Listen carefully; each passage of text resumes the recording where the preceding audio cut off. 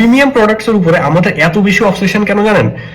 মানে অবসেশন বলতে বোঝাচ্ছি, অনেকের মনে হয় না যে বলে এই প্রোডাক্টটা যদি আমি পাই তো হয়তো আমার লাইফ চেঞ্জ হয়ে যাবে, এই প্রোডাক্টটা যদি আমি পাই আমার লাইফের 90% প্রবলেম সলভ হয়ে যাবে। ধরেন বিএমডব্লিউ যখন তারা নতুন কোনো গাড়ি লঞ্চ করে তখন তারা কি করে, চারিদিকে অন্ধকার করে ফেলে, একটা গাড়ি মাঝখানে রাখে, স্পটলাইট মারে। ওরা কিন্তু 40-50টা গাড়ি চাইলেই আনতে পারে, বাট আনে না, একটা গাড়ি আনে, যাতে ফোকাস আপনার একটা, ওই একটা গাড়ির উপরে থাকে। আপনার সাইকোলজিতে এইটা ঢুকতেছে যে ওই একটা গাড়ি ইম্পর্টেন্ট, ফোকাস আপনার ওই একটার উপরে নিয়ে আসে। একটা গাড়ি যেহেতু ফোকাসটা করতেছে, তো আপনি যখন ঘুমায় থাকেন ওই একটা গাড়ি আপনার ব্রেনের ভিতরে ড্রিফট মারতে থাকে, তো সাইকোলজিতে আপনার ঢুকাই ফেলছে যে this is the one that you need.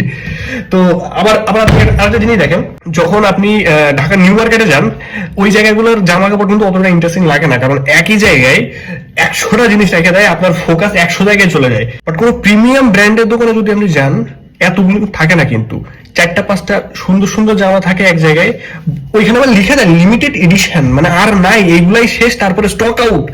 তো আপনার ভ্যালিডেশনের লেভেলটা আরো বেড়ে যায়। নেক্সট টাইম যখন আপনি কোনো ব্র্যান্ডেড শোরুম বা ব্র্যান্ডেড দোকানে যাবেন, এই জিনিসগুলো হয় কিনা একবার চেক করে দেখবেন।